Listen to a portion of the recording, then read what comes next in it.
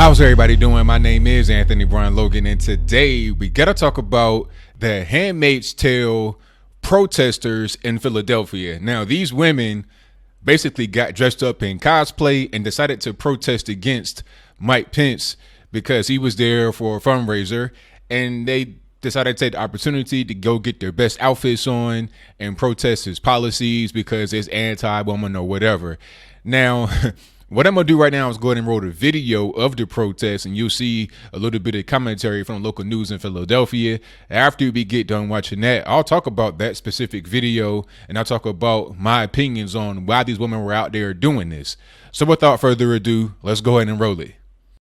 Protesting Pence, a large crowd shut down a Center City intersection tonight for several hours, demonstrating against Vice President Mike Pence's visit to Philadelphia. We refuse to accept a fascist America. Come see this sister and get a costume. Center City was filled with protesters, and many of them were in red robes and white hats, a nod to the hit show The Handmaid's Tale.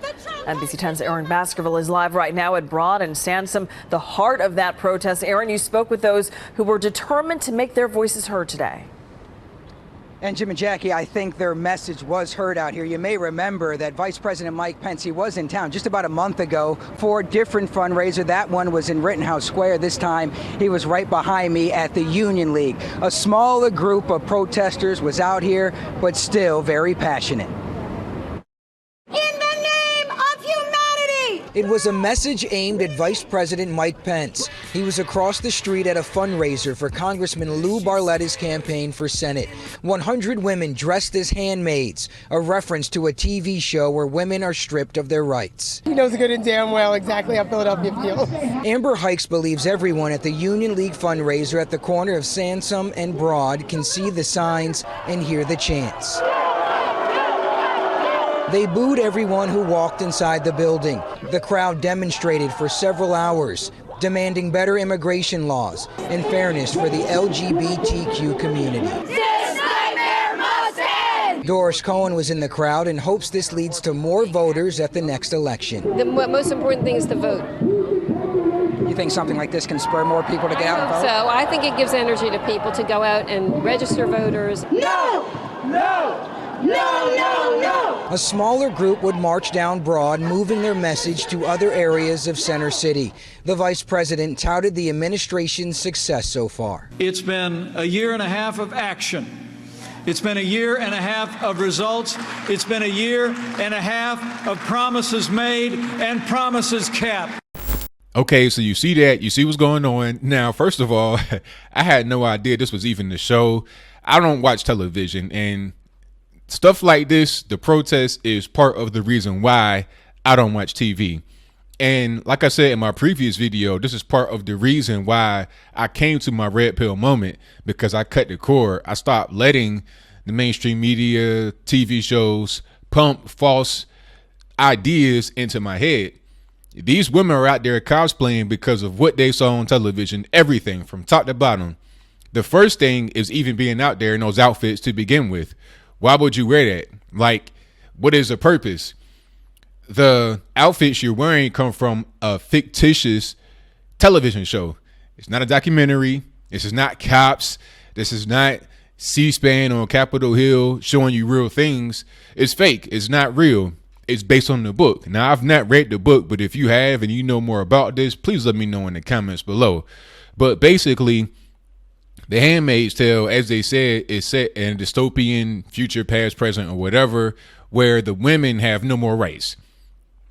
The men have taken over because the women can't produce children in this part of America, or what used to be America.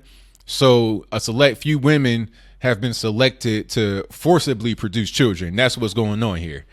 So basically, women are subjected to just being property of the state and men in general. This doesn't make a whole lot of sense, because if you're trying to increase the birth rate, like if your birth rate is falling, why would you try to do this thing? Because all you're going to do is make the birth rate plummet. You're not going to have any kind of natural birth going on. You understand? So that's not really going to actually get to your goal. And since when did women fall into such a state of so-called oppression? I mean, not even in the Islamic world is that going on, because in the Islamic world, you got a crazy birth rate. There's no need for this, forcible subjection of women. That's just not what's happening. Okay. And even in the Islamic world, many of the women agree with the culture that is there. The funniest thing is when I see some of these videos where the women in the Middle East taking off the beekeeper outfit. I'm not really sure what that is. Don't get triggered if I offended you. But they took that off, and then they still had like an Islamic cover up under that. It's like they take off one piece of Islamic clothing for another. At the end of the day, that's just part of their culture. That's just kind of the normal thing in their society to do those things, to wear these types of outfits, to not drive and whatever the case may be, to stay at home and not work. To say that women are always under the rule and oppression of men or are always trying to fight it is just not really realistic. And even if it was, let's not act like men are just, these creatures that are like kings. That's just not what it is. You got men by the millions have fought and died in wars against their will, being conscripted by the state. You want to talk about not having any rights? What happened back in the day where you had to get drafted, right? And a lot of guys went to Vietnam and died or came home shell-shocked. What about that?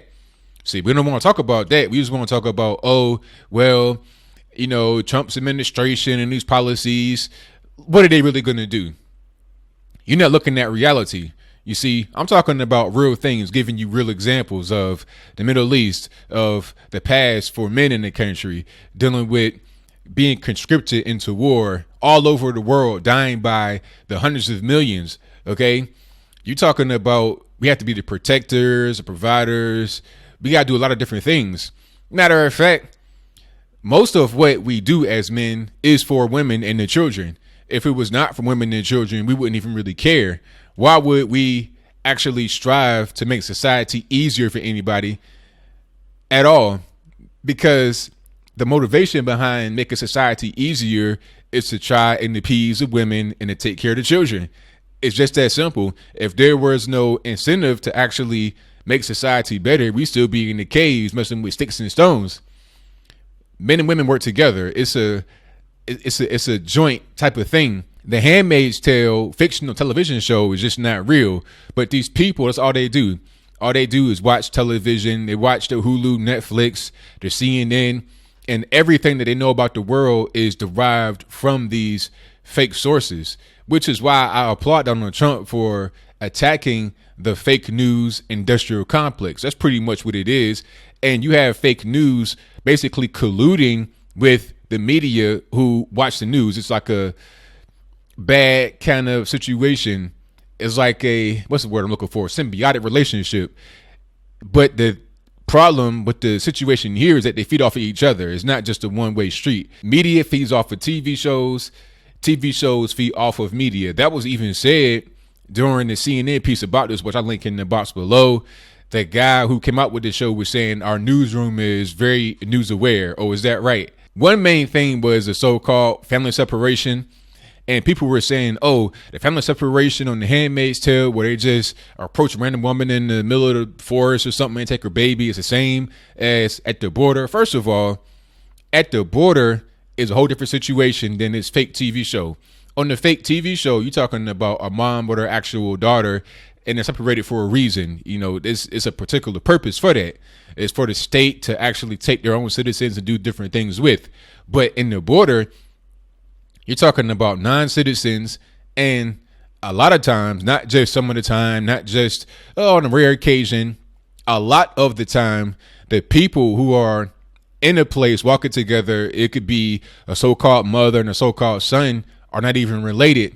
And if they are, it's not necessarily mother and son or father and son, mother and daughter or whatever. Many times the children are being used as pawns to gain entry into the U.S., even if they are related. Okay, so it's not just a matter of, oh, you're separating families, you shouldn't do it, you're inhumane, you're just like the Handmaid's Tale. No.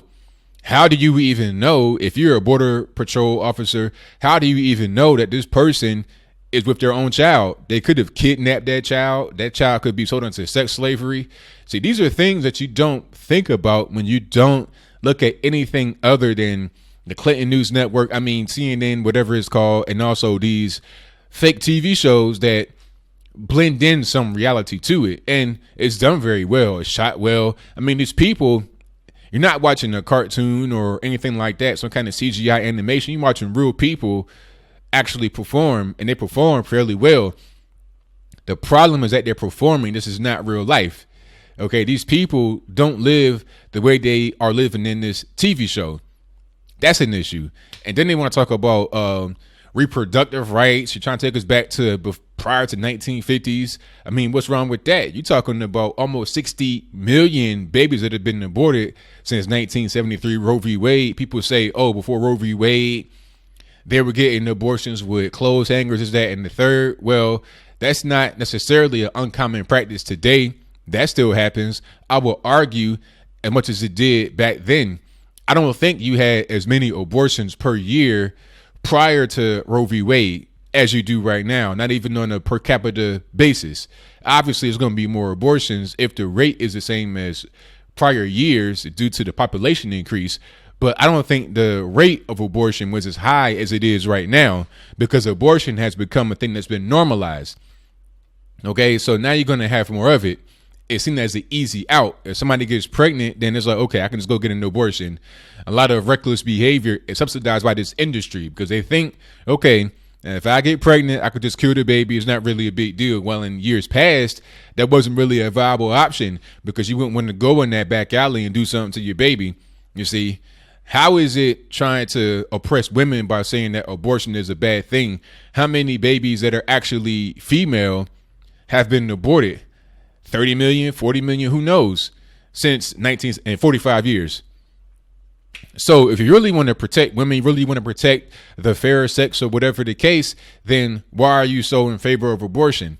I don't understand how it makes any sense. At the end of the day, as I close, the Handmaid's Tale cosplayers, you need to go back to wherever you came from. These protests mean nothing. You're not going to actually impact anything, really. I don't know what the purpose of the protest is. Maybe you want to get Mike Pence and Donald Trump out of office.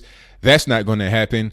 All you're really doing is just energizing the base that voted on men to begin with. And you're also making this gain more people because the average everyday person is not so crazy like you guys are to be out here in cosplay, carrying these crazy signs. And then a person who wants to actually look at things for what they are and not with emotion, they look at your signs, they see professionally made signs, you got logos on them, websites on them. At a certain point, they're going to ask themselves, hey, am I being played here? Is this person, playing a joke? Like, what's really going on? That's what they would like to know. And I think that they are owed an explanation. But that's just my 2 cents. What do you think? Do you think that the Handmaid's Tale cosplayers did a good job? Did they look good out there in Philadelphia? Do you think they're actually protesting for a valid reason? If you think that way, please explain to me why in the comments below. Do you think their reason was invalid? Do you think the way I think, which is that they're watching way too much TV? You're watching too much Hulu, Netflix, CNN, and then not only watching too much TV, you're watching that which is going to actually back up what you say. All right. Like I said before in the previous video, it's like being on drugs. You are just going to keep trying to find a drug that fixes your fix, that scratches the itch. You're not going to try to get off of it because you could easily go to the same television or whatever and find things that are the opposite. Well, I want to say it's that easy because it's kind of hard to find conservative things on television in general, but you understand what I mean. You don't have to subscribe to what you subscribe to, but people enjoy doing it. They enjoy being in their echo chamber. They don't like being challenged. But whatever your comments are, please let me know in the comments below. And that's all I got to say for this video. If you like what you heard, please comment, rate, share, and subscribe. Peace.